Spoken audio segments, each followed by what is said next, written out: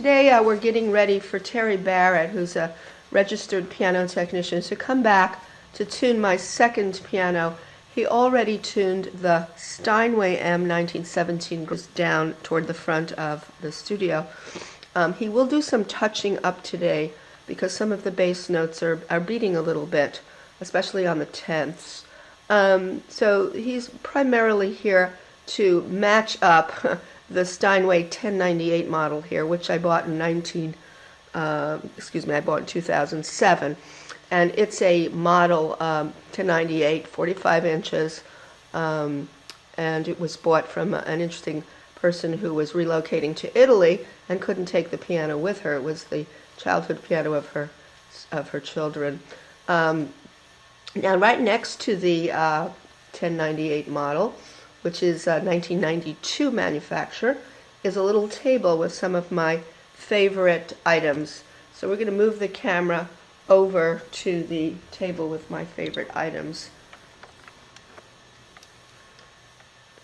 Now, this table has some things that a student of mine brought me back from Salzburg when she visited there. And these were actually chocolates, but they were contained in a violin case made of cardboard, and it says Mozart Geige, which means violin. It looks like Aiden is prowling around here. Aiden the cat. She also brought back, I guess this is a mouse pad, and it looks like it's also in Salzburg, and you see one that looks like a castle, actually. It's very beautiful. Okay, that's one. And then she also brought back this beautiful container, this metal container that had candy. It says Schumann on it. It says Nuremberg 1500. I guess that's when she was in the Nuremberg part of Germany. So she brought me back that as well. So these are some prized possessions. Another student, and I think it might have been the same student, brought on another trip, brought this soap which says Mozart, and it has a silhouette of Mozart there. You can see I've never used the soap because I don't want it to dissolve. So there's Mozart, because Mozart doesn't need to be dissolved. And this is another interesting memento. Aiden is being a little annoying today. What does he want? All right, so these are little, would have been wooden shoes, but they're porcelain shoes from Holland. One of my students actually grew up in Holland, and when she went to visit recently, she brought back the porcelain shoes that look like wooden shoes, so they're very precious to me. Aiden, do you want to be introduced to everybody? All right, well, this is Aiden. And say hi, Aiden. Go on. Go on, Aiden, say hi. You like the camera? All right, you want to go down. There you go. Okay, oh, I forgot one of my other prized possessions, and let's see if I can get it to work, is this prism, I guess, and I'm not sure exactly what you call this, of Mozart there, and it's flashing different colors. It's really very beautiful. Very, very, very tender remembrance of Salzburg. Of course, I've never been there. And you can see the different perspectives. There's W.A. Mozart. And then you turn it around and you see the profile in reverse. So that's very beautiful. So I'm going to put that down.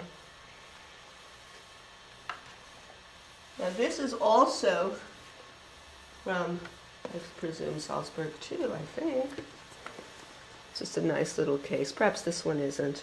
Now, up on the wall, way up high, this is one of my most recent acquisitions. It's a sort of a metallic structure, or a metal structure, that I found on the internet one day. It wasn't on Craigslist, but it was probably on Oodle or one of those search engines. And this woman had this beautiful rendering of a piano in her home for many years because her son took piano lessons, but then he got older and he moved away and went into guitar as a specialty, and so she wanted it placed in a home of a loving piano owner. So I was lucky enough to have found this, made contact with this woman very briefly, and she brought this over, and I just totally fell in love with it. And if you look closely, it sort of looks very bronzy, and it has some nice texture on the lid of the piano. Also, it looks like the keys are three-dimensional for some reason, even though they're not. It's just the way it's created against the wall. It looks like the keys are kind of jumping up in a three-dimensional fashion. Now, this room also has lots of artifacts of pianos, and it's almost oversaturated with that. In the main part of the room here, there is a treble clef on the wall. I found that at an estate sale, and it looks like it's oak, perhaps, and it's very huge. And I brought that at the sale there. Another precious possession of mine is a picture of myself done by a substitute teacher at a substitute teacher gathering in my home. And he was an artist, and as I was playing, he set up his easel and he sketched myself playing the piano. That dates back probably about 20 years. Finally, right here, way down by the fireplace, I believe this is a Renoir copy of a pianist playing the piano. You can see the flowing long dress and the candelabra on the piano. So whenever I go anywhere and I see something like this, like at a sale or a thrift store, I always manage to acquire it, unless it's way beyond my means. So this is basically the piano room with all of the pictures of pianos. Up on this wall here, you can see a very florid, curvaceous staff, the treble clef staff, with beautiful notes, and then there's places to put pictures. And here again is another at the piano portrait of a woman from the back. Looks like she's playing one of those older upright pianos. Actually, it could be, no, it's not a squared rail, it looks like an upright, but a rather interesting old antique one there. So that's it. Now we're waiting for Terry Barrett. Now over here is a little cluttered. It's my Casio PX110 keyboard. I had a few of them.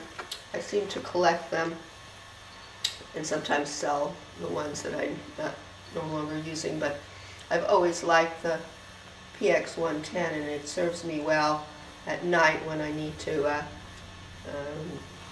dim the sound so the neighbors don't complain, and I use my earphones and so forth. So this is my station for my electronic keyboard. And then there's some other interesting pictures here. Here's a very famous one of two sisters playing the piano.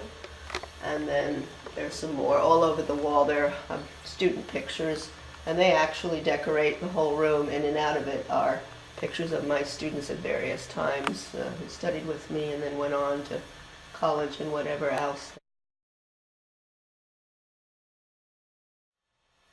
This is a good tour of the room.